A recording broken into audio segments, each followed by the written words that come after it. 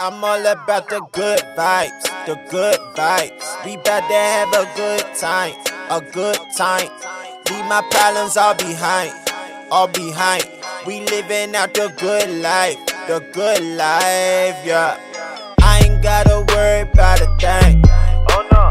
Had some obstacles I overcame. Oh yeah. You don't have to ever be the same. Oh Lord. Cause when we change the mind, we change the game. Coming through clutch. Coming through clutch. Coming through clutch. Yo, what's going on, everybody? It's your boy Kenny Clutch with another episode on the Clutchvision podcast. I got two very special guests in the building tonight. Normally I have one. Tonight I got two. I have a power couple for you all tonight. You guys are going to love them and enjoy them. My good friends, Andrea and Dr.Kendell, Jasper, all the way from North Carolina. Stand up. What's going on, y'all? Hey. What's going on? Word. First and foremost, thank you guys for coming on, taking some time out. I know it's hard. Y'all got the kids and everything, you know what I'm saying? So I understand, how hard it is to separate that time. So I appreciate y'all for doing that. Pleasure. Word. Absolutely. Yeah. So how's everybody doing during the pandemic right now? Everyone is good. Everyone's good. Everyone is healthy. Practicing social distancing as best as we can, but we still get out, handle our essential business. Yeah. Kendell has more essential business than I do. How quarantine is it over there? Like, cause I know different states are different. It depends. You know what I mean? Different areas of the city, are adhering to stay-at-home orders. Well, we're actually in phase 2 now, so okay. People are allowed to do things, restaurants, barbershop, salons. Oh, okay. So you guys are kind of like beginning to open up a little bit. Yeah, but we're not, in certain other areas where you see people having pool parties and things like that. Yeah. Things like that haven't happened here. I know down at the beach, people have been going to the beach, yeah. But we're about 3.5 hours away from, Myrtle Beach or the beach down in Wilmington. So. But we still don't want the RNC here later this summer. Facts. So Facts. they don't have to threaten to take it away. They can just take it. Yeah, they can keep that first wave. They can have that. I'm good. Black folks, we sit back for a second, like, we just gonna wait just a little bit. Yeah, what's going on? Definitely. We'll wait a little bit. Yup. Yeah. That's what's up, man. Yeah, yo, like up here, it's like, we're still like waiting in line to go into the supermarket and stuff like that. Everybody got the masks, the gloves, like the whole 9 yards. It take like, 10 years just to get into the supermarket. It feel like you're going into the club. Well, more than half of the cases are up that way between New York and New Jersey. Yeah. But New Jersey have close to 600,000 cases. But most of them but most of them are North Jersey, not South. Sure. Yeah. Closer to the city, closer to New York City. Yeah. Yes. I actually had a cousin who recently passed away that had the virus as well. So, sorry to hear that, man. Yeah, it's all good. I appreciate it, man. And he was actually working in the airport. So, he was So his wife recovered. My grandfather actually recovered. My grandfather's 96, so he recovered from it. And I had 2 other cousins that are just recovering as well too. So, praise God that everything is well with them. Mm-hmm. But you guys are safe, and that's important. So yeah, man. So I wanted to let's jump into it real quick. And you guys are a power couple, and Andrea, class of 2020, you're just now graduating. Congratulations on getting your BA in liberal studies. So I wanted to know, tell us about the journey and what sparked your interest in liberal studies. Oh, well, to be honest with you, I started school over 2 decades ago, and when I made the decision to go back to school last year, I really just wanted to fulfill my dream of getting my degree, but not just getting my degree, getting it from my school. I went to the illustrious North Carolina A&T State University. Hey. for one HBCU in the country. Yeah. You know, and that was my goal. Liberal studies, of course, allowed me to take the classes that I wanted to take, and I gained a lot. I mean, the majority of the classes that I took in this last year was African American studies, and man, I learned so much just in last year. That's amazing. That's amazing. And I don't know, as a mom, like, doing ripping and running and taking the boys here, and and your daughter's down there dancing for the Saints and stuff like that. Like, it can get kind of hectic. And doctor, let me ask you this, like, how big was your role in being a support system for your wife to achieve this goal, and how important was it to to have that support in having her complete that goal for you? And well, obviously, education is at the top of the list for me. Yeah. Right. And I'm a strong proponent of people, furthering their education as much as possible. Mm-hmm. So I think that from a messaging and a modeling perspective for our children, mm-hmm. it's very important for them to see their parents continuing to be lifelong learners. Right. Right. And it also sends the message that it's never too late to, achieve your goals. Right. Right. And all it takes is some will, determination, and persistence, and you can get there. Mm-hmm. So, I think that it's important. And then also, you also have, I think it's also important that people are making attempts to achieve goals. Mm-hmm. Support does matter. Right. The ability to support someone, the ability to help them along the way, that matters. Yeah. Right. But I also want my kids to be able to see that there's the importance of being supportive. Right. To each other, as a family, as a unit. Those things are very important. You know what I mean? Yes, sir. Amazing. Yeah, like I think even now to this day, like I look at my wife and I look at our situation. Like, my wife, she started taking up crafting. So she got the Cricut machine, and it was like, she said, babe, like I wanna do something, on where I'm serving people, where I want to do something that's going to be fulfilling. And she was trying to discover her purpose. What was she supposed to be doing? Because, she's also a photographer as well too. But in the winter months, photography, kind of goes down a little bit, because she's more of the outside photographer. She does a lot of outside shoots. She doesn't do like a lot of the weddings. Like, she gets those calls sometimes, but spring, summer, that's her, her thing. But then it came a time where it was just like, she wanted to do something else. She wanted to do more. So I thought it was like, super important for me to, give her that support. But at the same time, like you said, show our children that it's never too late to start something and go out and finish that. Like, I think like we need that way more, in families today, just in general, to continue to show our kids that. If you want to add on to that. Yeah, I mean, I will say that one thing that I took from it, especially as it pertained to the kids, is the fact that it taught them patience. Yeah. It gave them a better understanding of the need to be supportive, because they knew that outside of the work and the things that I did for them, the educational piece was really important for me. So mommy needed that quiet time. Mm-hmm. Mommy needed them to pitch in around the house. Yeah. Mommy needed to prepare dinner every now and again. Right. And now before this, so it was more about, and being that they understand that, what was the preparation like, because as you guys are raising them, like, you guys are raising them to, this is coming. So when you couldn't be there to go ahead and cook or do other things around the house, and you needed that support, what was the preparation like?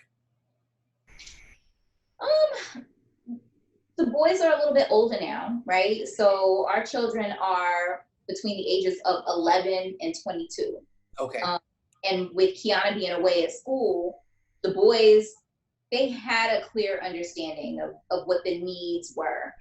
So just as simple as telling them mommy's going back to school. Right. Of course, asking them how they felt about it, you know, and knowing how excited they were for me was probably the biggest motivational piece that I took away from it, right? The minute I said, you know what, I'm going to get my bachelor's degree. Yeah. My little one, his eyes lit up. He was like, you're going back to school? You're going back? What? Like, you're going to be in here taking tests? Yes.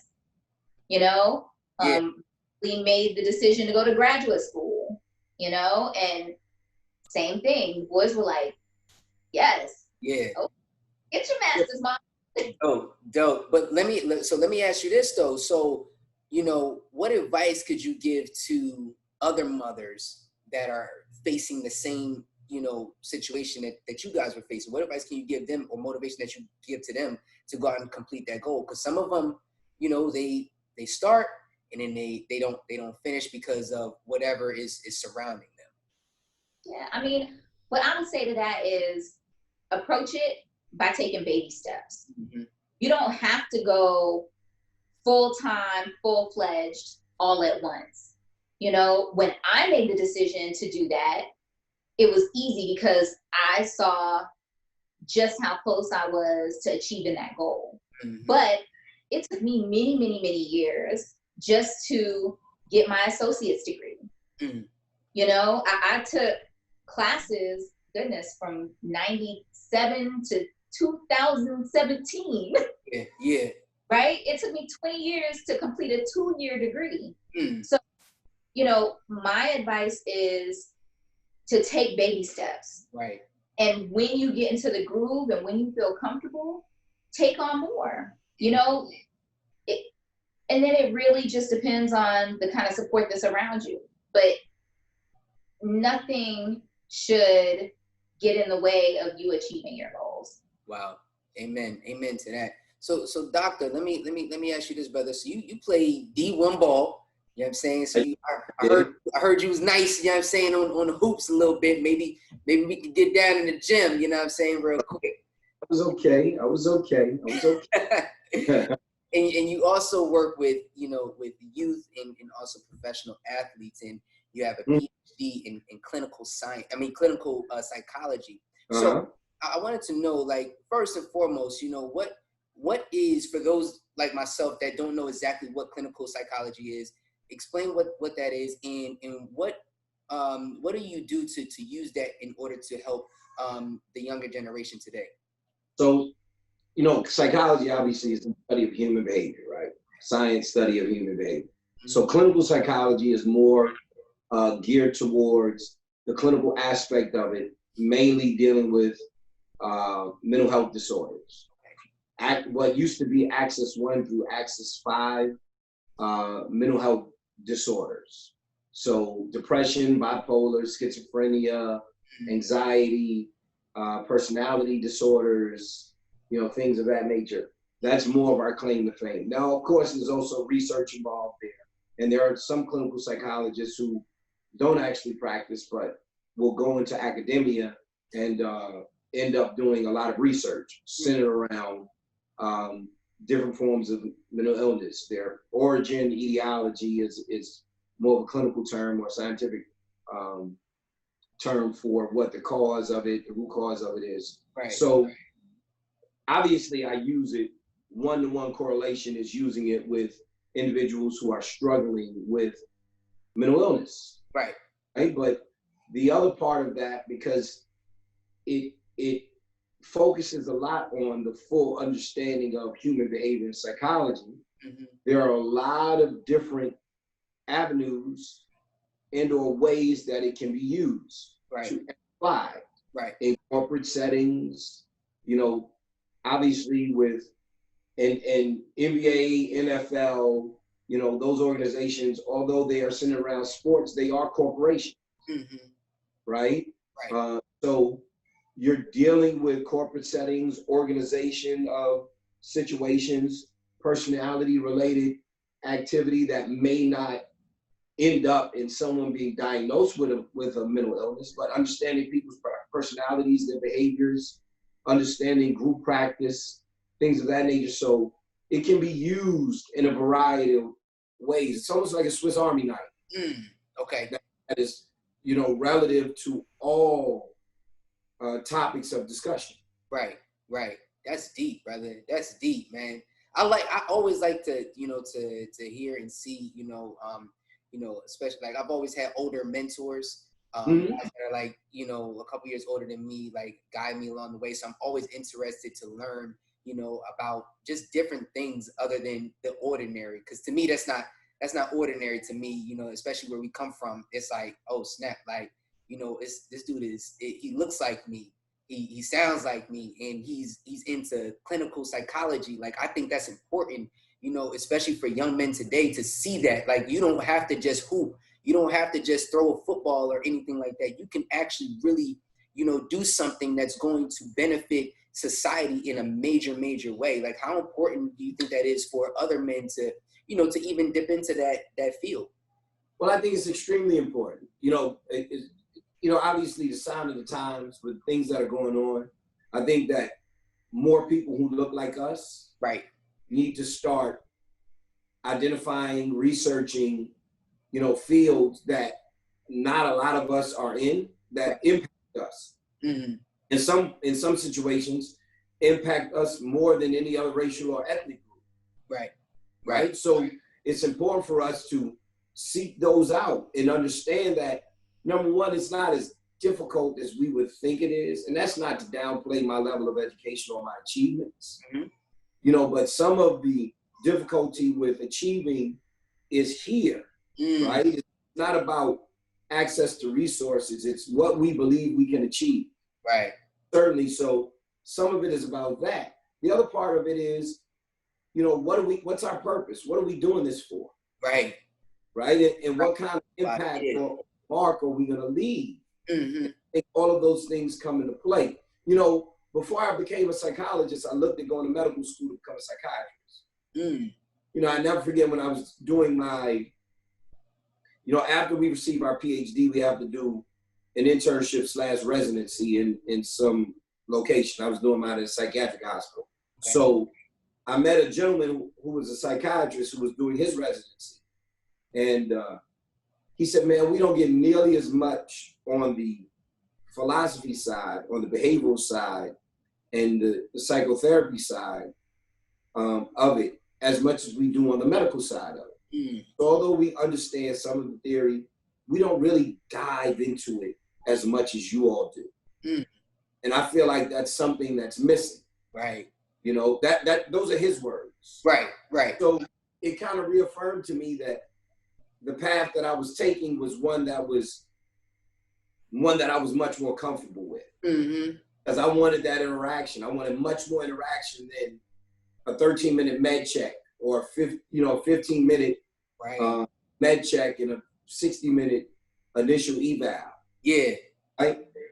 And so it's brought my horizon. There are a lot of industries that I've become and my discipline has become very relevant in. Right. Amen. And here's what I will say, just to piggyback off of that.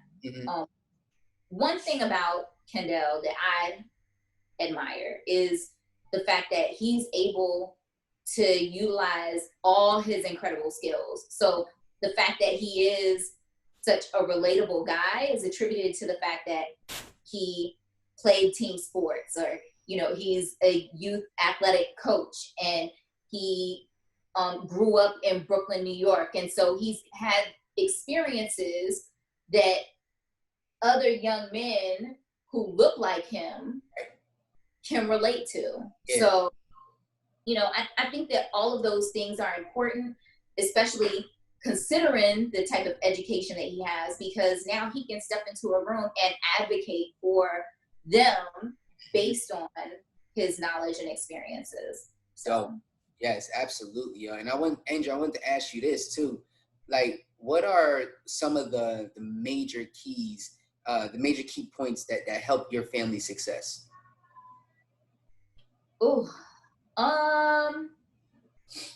Trust. full and complete transparency. Mhm. A lot of communication. Communication is key because it allows us to express ourselves as individuals, but it also gives us an opportunity to understand one another's perspective and then try to find that middle ground. Dope. That's dope. What do you think, Doc? I mean, I agree with her sentiments. I think that you know, you have to have consistent reminders of what you're doing this for. Yeah. Right. And I think that, you know, a lot of people would say people kind of fall into pigeonholes of we're doing this because of the kids or, you know, this, that, and the third. I think that you need consistent reminders of why you're doing it, and you know, it has to be strong and it has to be strong enough. I was gonna good enough. I was about to go to the hood. Yeah. You know, it has to be strong enough to kind of keep you there and create a balance. And I think that you know, she's kind of stole my answer a little bit on the low, son. So yeah. It's all good. It's all good. She took all the good ones. Your answers is her answers, and I think that communication certainly is important. Yeah. You know, obviously everything starts with a level of communication. Yeah. You know, and also recognizing and being real and honest and saying not every day is going to be, you know, the best of a day. Yep. You know what I mean? Yep. Like, you know, and be realistic with each other about those things. Yeah, amen to that. Yeah, because I mean, like, you know, I look at my wife and I, we advocate for marriage all the time because we look at the statistics alone is 50% of marriages end up in divorce. And I always ask the question, like, why? Like, why does it end up in divorce? You know, because, well, for a number of reasons, you got people that are just doing it just to do it because it may be a trend for them. You know, they want the whole party. They want the whole big extravaganza and stuff like that. And they spend all this money, you know, on a whole party. And then they end up, you know, hating each other in the next 2 years and going through, they don't want to go through the full process of what it takes to actually have a marriage. Like, it's not just something that you can just pick up and then drop off whenever you want to, you know? So my question is, like, how can you guys, as a power couple that you guys are and the accomplishments that you guys have, you know, been doing over the years, you know, what type of advice or encouragement can you give to those couples that may be struggling today? Yeah, certainly. Yeah, go ahead. This is what I always tell the young couples, and certainly echo it in raising our children.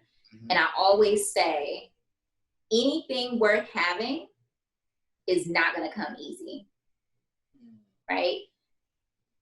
You're going to have your ups and downs. You're going to have situations. You've got to take the good with the bad and try to work through it all. Right. That's where the communication and the trust come in. Yeah, absolutely. Let me say this though, right? Okay. And this is not to contradict her. Yeah. Right?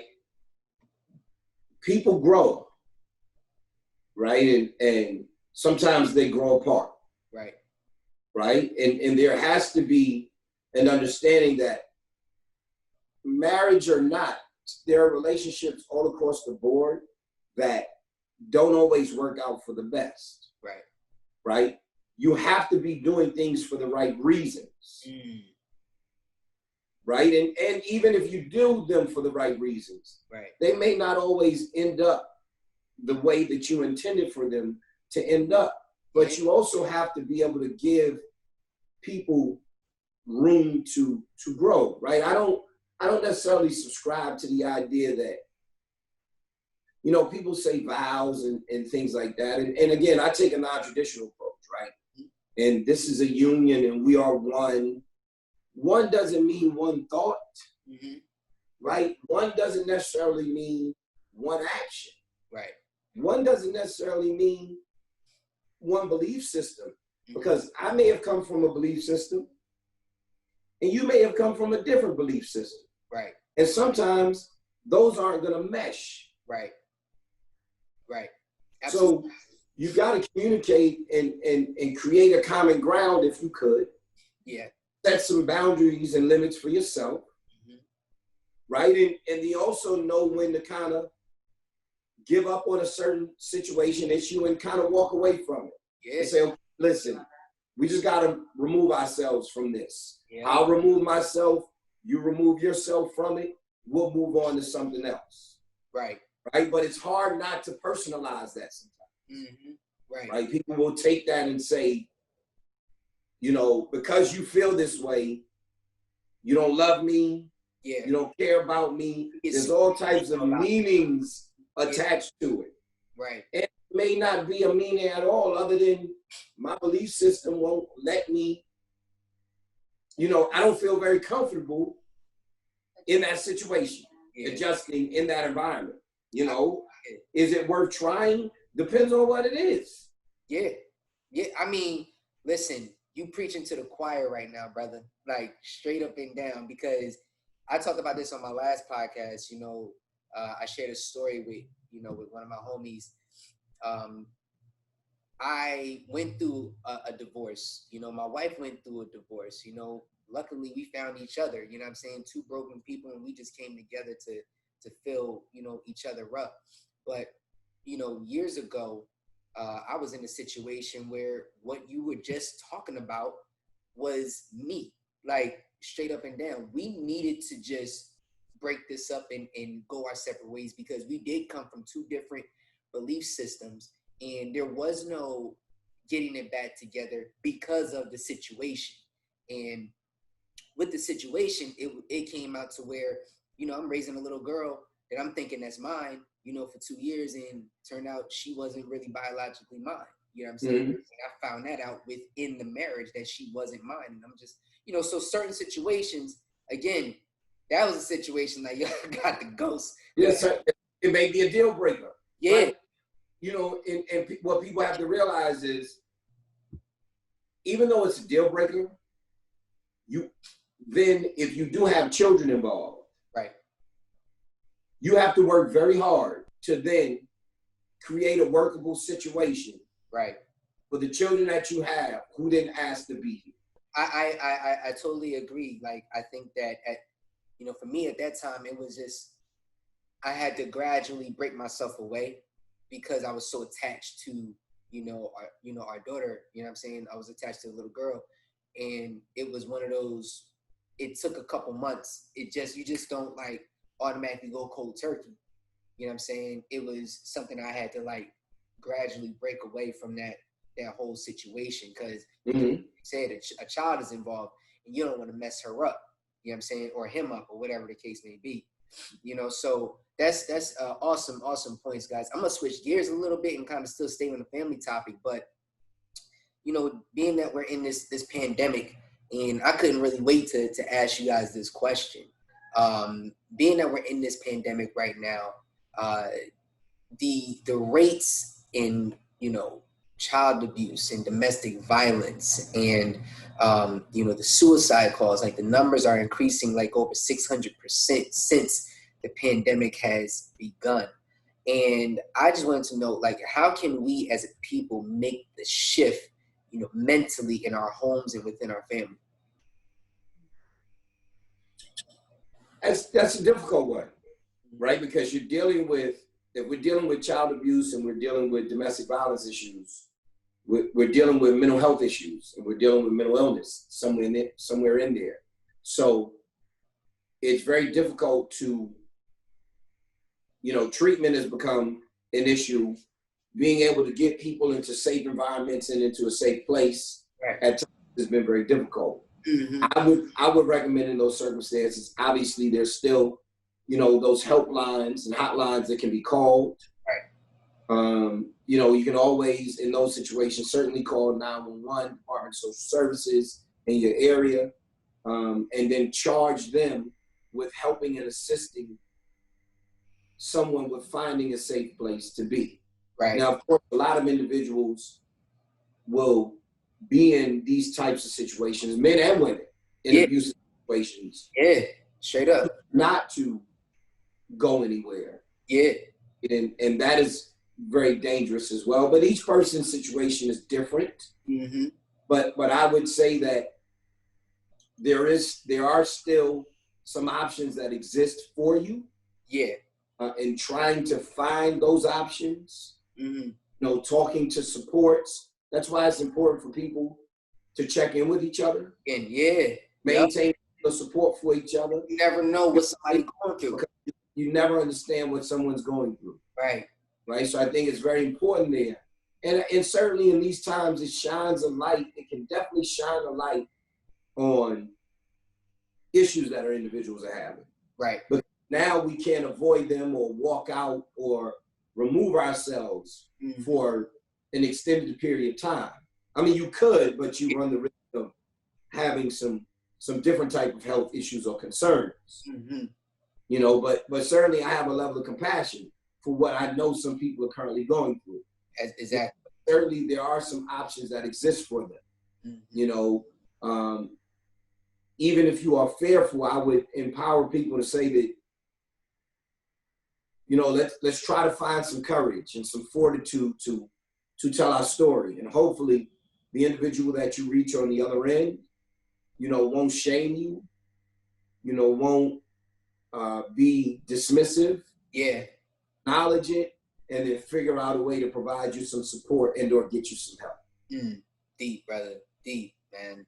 Thank you so much for that. I think that's definitely going to help like a lot of people that's listening to the podcast right now. And for those that are listening to the podcast right now, make sure you guys like, subscribe, comment below. If you guys are watching this on YouTube, make sure you guys go ahead and click that bell, subscribe, and give me a thumbs up as it'll go up to the recommended. Share this with your mama, your daddy, your uncle, your auntie, your grandma, your grandpa, your stepdaughter, your stepsister, your stepbrother, somebody. Share it with the cat, the dog, everybody. Share it with your auntie, Aunt Lucy, whoever. Share it with somebody because you guys are getting some good knowledge right here, right now. Now, I wanted to jump back to Andrea really quick. And you started a company called Collective Youth. And I've known this, company, and we've always had a great business relationship where we have brought a lot to the dance community and dealing with all the best of the best dancers in the country and around the world. I just want to know, what made you start Collective Youth? Ooh. Well, story starts off in Los Angeles, California. LA. We moved, and I say we, it was our oldest daughter, Kiana, and the baby boy moved to Los Angeles in 2009. Kiana pursued her entertainment career, if you will. On our way back to North Carolina, I asked Kiana, what did she want her legacy to be, right? In the 2 years that we had lived there, what was it that she wanted to do based on the experiences that she had? Fast forward, what we wanted to do collectively was create opportunities for young dancers, especially. So it started with creating some class opportunities, some marketing opportunities, which also helped up-and-coming dancers and teachers who wanted to make some extra money.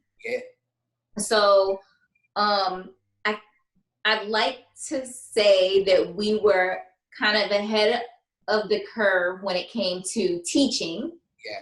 And it gave dancers an opportunity to make some residual income when they weren't working in their professional jobs. Definitely.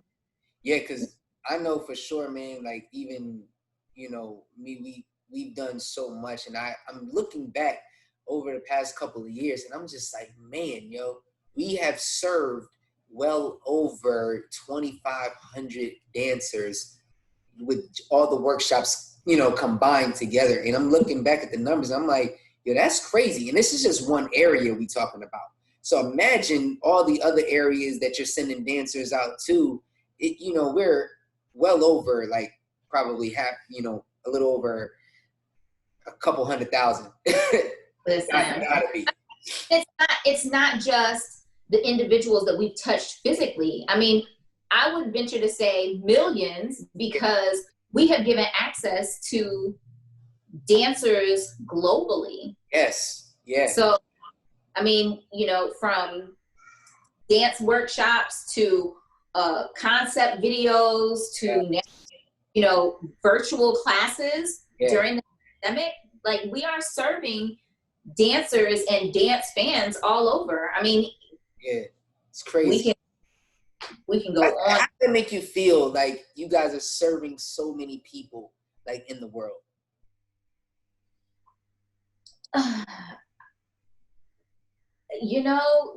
It gives me purpose. Yeah.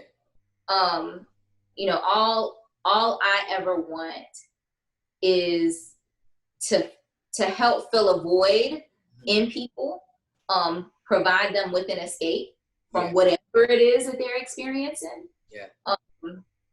And so that's dope. That's my call. Yeah. I feel you.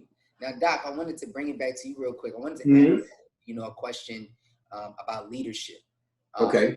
I feel that, that there may be a lack of leadership in the home, from us men. And I'm just speaking from a man's perspective. Like, I was, my family, my dad was in the military. My mom was, she worked in the AME church in the 90s, and her job led her to St. Louis. My dad was in Ohio and also down in South Carolina as well, too, where he was stationed at from age 10 to 17.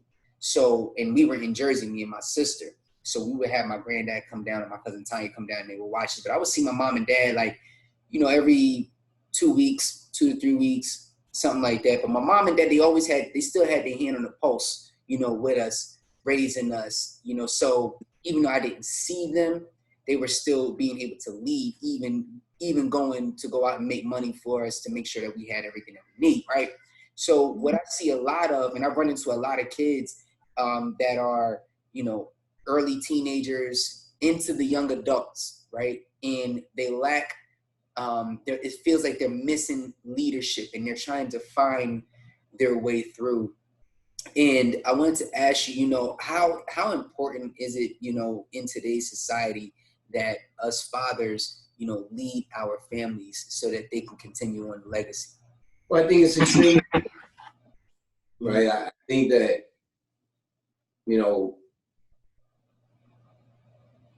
I'll tell you this, right?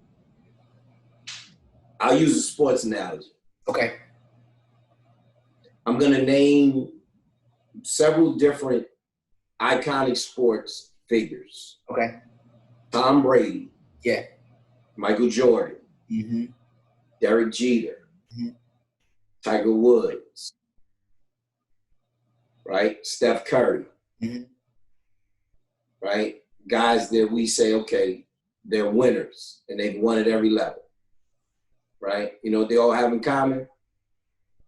What's that? Leadership. A daddy. Ooh, okay. Right? Kobe Bryant, even though he, God rest his soul, he was estranged from his dad late. Right. Winner, Kareem Abdul-Jabbar, Bill, and the list goes on. And I'm not saying that you can't win without a dad in your home, because some have done so. LeBron, yeah. But LeBron also had some very strong male figures around him. There you go. Right? So he received some of that male leadership from somewhere. Right. Again, I'm not saying that these are things that can't be done without a father. Okay. But it seems very interesting to me that all of these individuals that I named have that in common. Right? That leadership is important and it matters. Yes. Certainly. Extremely important. Yeah. And I think that far too often, especially for our young Black men, we miss out on that opportunity. Right. To have someone tangible that you can reach out to, right? That you can use as a roadmap to help you navigate. Right. Someone who's going to stand behind you and help you understand that. Go ahead out there. I got you. I'm always here for you. And that matters, and it's very important. It is. Yeah. I think I agree, man, because I know growing up and when my dad wasn't there, it was like, all right, I always had, my man Don Garrett, who, was my manager at when I was working at ShopRite as a teenager. Or I had, Eric Montgomery down at the YMCA. You know what I'm saying? Like, I always had somebody that I could kind of cling to. So I think I agree with you. It's important for us to find those mentors, to find those guys that we can cling to, because leadership is important. Because if we, as men, naturally, we're born as leaders to lead the way. And, our women, they're there to help us along the way as well too. And like, it's like, yo, I gotta make sure, and this is me as a young guy, I gotta make sure that I got somebody to lean on to, because I don't want to fall by the wayside, because I have a goal. I need to get to this particular place. And if I don't have no guidance, no leadership, I'm going to fail. You know what I'm saying? It's so important. Like, what type of leadership, qualities do you instill into your sons? Well, I certainly what I instill in them is the idea that they need to be able to communicate. They need to educate themselves, because that's an equalizer. Right. Right. Never be afraid to ask questions. Right. It's not necessarily failing. If you're not very good at something, then continue to work at it, right. Practice it. Identify what you're passionate about, and be an advocate for yourself. And then also be able to help support other individuals. Lead by example, right? Know how sometimes to shut up and listen. There you go. Right. And talk. Right. Right. Good leaders know how to shut up and listen and not talk. Yes. Talk about it. It's funny, man. Like I got this book. My wife gave me this for my birthday. By John Maxwell. It's called the five levels of leadership. And what I'm learning, just in this one book alone, like, first of all, I didn't know that there were, like, the different types of levels of leadership and how you're leading people. If you're leading an organization, or if you're leading a family, if you're, leading a team, whatever the case may be, there's a certain level of leadership, and your level of leadership is going to determine on how those people actually follow you, how they respond to you, and, and are you going to turn them into leaders as well too? Like, what's the level going to be, man? So if I recommend, if anybody that's listening right now, go ahead and get this book by John Maxwell, The 5 Levels of Leadership. Hey, John, if you get some sales, I want to cut on that. Just letting you know, right? Straight up. Well, and one thing that I've observed in this leadership conversation is Kendell has always done a really amazing job of surrounding himself and our children with other influential men within our community. So, Kendell's tight homeboy crew, everyone is married with children. Yes. And all of those children know that at any point in time, if need be, they can reach out and touch any one of them. Yeah. And they will advocate for those children the same way they would their own. So they built the whole village pretty much. Oh, pretty much. Absolutely. Got a village on our block. You know what I mean? Honest with you. Yes. That's awesome, man. So it's immediate. I have 3 or 4 neighbors on my block, all strong brothers that my kids know, my daughter and my sons know that they can go to at any time. Yeah, there's never a void that needs to be filled, because they know that they can call on, text, or go down the block to get what they need. That's awesome, yo. So for anybody that's watching this, build your village. Build your village so that, you know, because it takes a village to raise a child. Like, I know it's an old saying, but it's absolutely true. We had it when I was growing up in the 90s, and my kids are having it today as well too, you know. So I wanted to ask you guys this last question real quick. I've been asking everybody that's been coming on the podcast this one question, and it's more about encouragement. And if you guys had all 7.5 billion people that live on this planet, if you had everybody's ear right here, right now, going through the current pandemic that we're going through, and we're going into the second half of the year, right? And everybody was in fear and, you know, panicking and things in that nature. What is the one thing that you would tell them to encourage them to continue to move forward? Ooh. You know what? For me, I would say find your peace, right?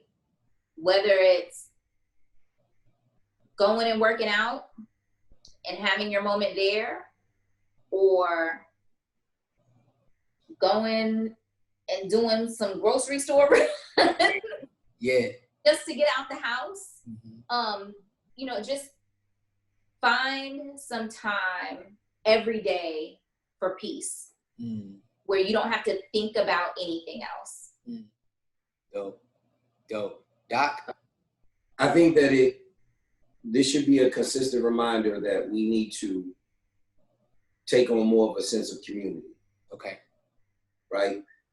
This is an issue, and it's a virus where, regardless of who you are, what your situation is, you potentially can be a carrier of this virus and pass it on to someone else. Yeah. Right? And in a sense of community, we would understand the importance of everyone's health. The importance of, through taking my safety measures, I am making an attempt to keep someone else safe. Right? Or keep someone in their family safe. Right. So we're all connected to each other. We're all tied together in this. Yeah. And if we are tied together in this, then this should heighten our sense of community in a positive way. Yeah. To be better to each other. Yes. Period. Yeah. And I think that people are missing the mark totally on that idea. Yeah. Definitely. I totally agree. Like, missing the mark, missing the opportunity. Like, I feel like people have been missing opportunity like crazy during this pandemic. Like, this is really the opportunity to collect. And when I say collect, I mean, like, you know, collect relationships and build upon them. And you know, me personally, I took the opportunity to just be like, all right, cool. If I'm going to be in the house, let me collect as many, you know, interviews as possible, because it's not about the views that I value. I value the relationships, because those relationships is what's going to help me out in the second half of this year. You know, how can I add value to, you know, these people that I'm building these relationships with, and vice versa. So for me, it was all about, okay, can he go out and collect those relationships, get them, get all of that in order, put everything in the back. Cause it's like the whole, you ever remember playing like Mario Brothers, and then you get hit by the fire, and then all the coins and everything pop out, and you try to collect all the coins. That's exact. The fire hit, the coins popped out, and you got to collect. So that's pretty much what it is. So guys, if you guys are listening, you know, take some time out for yourself. Make sure that you get your peace, you know, and then guys, please make sure that you know, take the opportunity to take this thing to the next level. Don't look at it as a tragedy. Look at it as an opportunity, you know, an opportunity to get better in the second half of this year. June is coming up. We're about to hit the second half. And for all my sports fans, you already know when the second half comes, it's game time. It's game time. You know what I'm saying? It ain't over to the family. It's crunch time, baby. Let's get it. So check this out, guys. I want to play a game with y'all. Y'all down? All right. Okay, I'm All listening. right. Okay, so check it out. So the game is called In the Clutch. I'm Kenny Clutch. The game is called In the Clutch. All right. So in 2009, I started a company called In the Clutch. And In the Clutch is an acronym, and it stands for INDACLUTCH, Inspirational Dancers Creatively Linking Upon the Culture of Hip Hop. Cool? All right. Okay. So I'm going to give you guys a letter, and then you guys give me a positive word after that letter. Got it? Okay. Got it. Only positive words. Here we go. Ready? C. Caring. L. Loyalty. U. Understanding. T. Time. C again. Compassion. H. Holla back. No, I'm just kidding. Hope. There it is. That's clutch. That's clutch. That's clutch, yo. Thank you guys so much, the Jasper family. Where can they find you guys at? Go ahead, shout out your Instagram. I am, let's see, Instagram at @1 diva, 3 dudes. So that is 1 diva, 3 dudes. And I'm at Doc in the Dude at DOCNDADUDE or at Dr.Kendell Jasper. And Kendell is with an E on the end, KENDELL, Jasper, JASPR. Word up, word up. We appreciate y'all, man, for coming on to the Clutchvision podcast.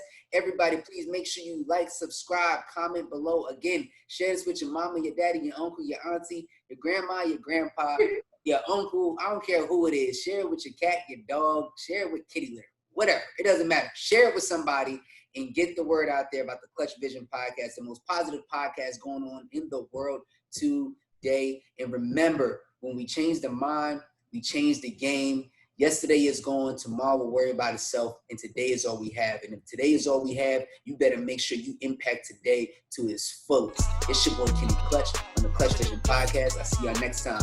Peace.